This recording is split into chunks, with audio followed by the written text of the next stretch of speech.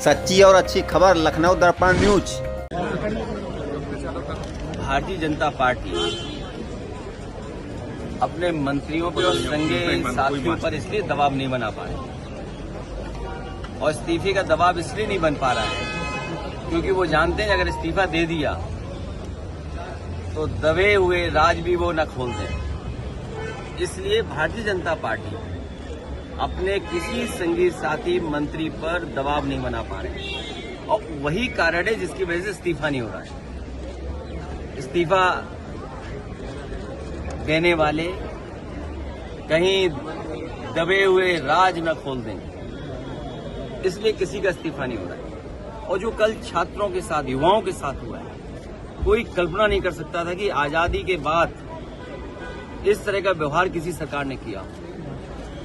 Sir पर चोट है, आंसू गैस के गोले चले, लोगों के सर पे टांके आए हैं, पैरों की हड्डी टूटी है, हाथ की हड्डी टूटी है या टांके आए हैं। कई बच्चे जो दूर दूर से चल करके आए हैं, जिन्हें दिल्ली का रास्ता नहीं पता था, केवल सरकार के खिलाफ नाराज होकर के आए थे, उनके साथ जो व्यवहार हुआ है और यहाँ तक सुनने को आया और सोशल मीडिया पर जो वीडियोज आए हैं कि कभी हिटलर ने अपने पॉलिटिकल लोगों के साथ इस तरह का एक गैंग बनाया था।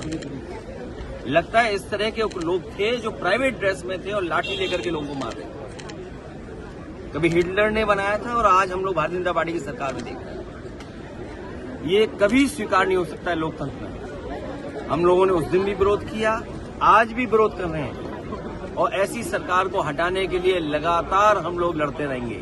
और हम तो सरकार से आग्रह करेंगे, आंदोलनकारियों को क्यों हटाते हो? सम्मान के साथ खुद ही छोड़ दो अपनी कुर्सी। मीडिया में अगर वीडियोज आ रहे हैं और कहा जा रहा है कि आरएसएस, जिम्मेदारी किसकी है? सरकार की जिम्मेदारी है सच्चाई को बाहर लाना। क्या सरकार उसमें भी शामिल है वीडियो चलवाने में? क्या अगर वीडियोज आ रहे हैं सोशल मीडिया पर, मैं आपको भेज सकता हूं, अगर आप कहें तो आपको भेज दूं मैं। तो कंट्रोल किसके पास है? अगर सरकार ऐसे चलने क्यों दे रही है?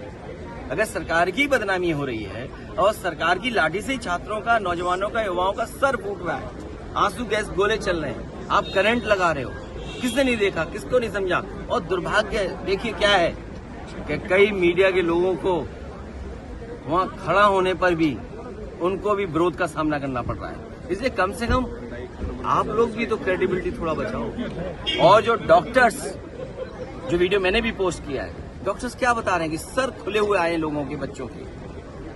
क्या इसीलिए सरकार बनी थी? इसलिए इनका नारा था सबका साथ सबका विकास।